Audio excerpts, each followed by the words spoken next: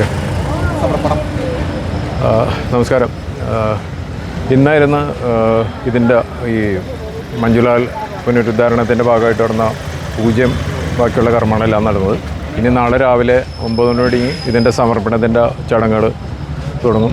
അപ്പോൾ ഗുരുവായൂർ തന്ത്രി, പിന്നെ അതേപോലെ തന്നെ ചെയർമാൻ, ബാക്കി എല്ലാ ഒഫീഷ്യൽസും ഉണ്ടാവും. അപ്പോൾ ഇത് ആദ്യമായിട്ട് ഇതിൻ്റെ പുനരുദ്ധാരണത്തിൻ്റെ വർക്ക് എൻ്റെ അടുത്ത് വന്നു കഴിഞ്ഞപ്പോൾ ഇതിൻ്റെ ആല് ജീർണിച്ച് നിൽപ്പുണ്ട്.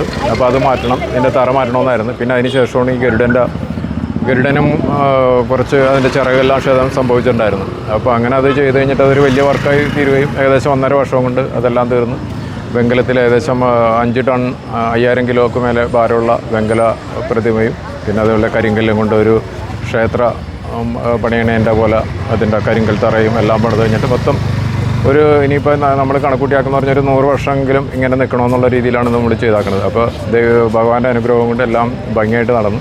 ഇനിയിപ്പോൾ ഇതിൽ ബാക്കിയുള്ളത് നാളത്തെ ചടങ്ങ് മാത്രമാണ്. അപ്പോൾ അതും കൂടി നടന്നു കഴിഞ്ഞിട്ടുണ്ടെങ്കിൽ ഇതിൻ്റെ സമർപ്പണവും നമ്മൾ ഏറ്റെടുത്ത ഈ വർക്കും ഇതെല്ലാം കഴിയും. അപ്പോൾ എന്നിലേക്ക് ഇത് എത്തിയത് എൻ്റെ സുഹൃത്ത് ഉണ്ണി പാവറാട്ടി എന്ന് പറഞ്ഞ ആളാണ്. ഇവിടെ ഹൊറൈസൺ ഹോട്ടലിൻ്റെ ഓണറാണ്. അപ്പോൾ ഞാനൊരു പ്രവാസി ആയതുകൊണ്ട് ഉണ്ണിയാണ് ഇതിൻ്റെ കാര്യങ്ങളെല്ലാം നോക്കി നടത്തിയിരുന്നത്. പിന്നെ അതേപോലെ തന്നെ ഇതിൻ്റെ ശില്പി, ഈ ഇത്ര വലിയ ഗരുഡൻ ഉണ്ടാക്കിയത് ഉണ്ണിക്കാനായി എന്ന് പറഞ്ഞ ഒരു ചെറുപ്പക്കാരനാണ്. വളരെ ഭംഗിയിൽ ഉണ്ടാക്കിയിട്ടുണ്ട്. എല്ലാവരും ഇവിടുത്തെ ഭാരവാഹികളെല്ലാം നോക്കിക്കഴിഞ്ഞിട്ട് എല്ലാവർക്കും ഇഷ്ടമായി.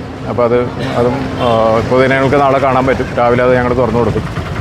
അപ്പോൾ എല്ലാം ഭഗവാന്റെ ഒരു അനുഗ്രഹമാണ്. ഓക്കെ.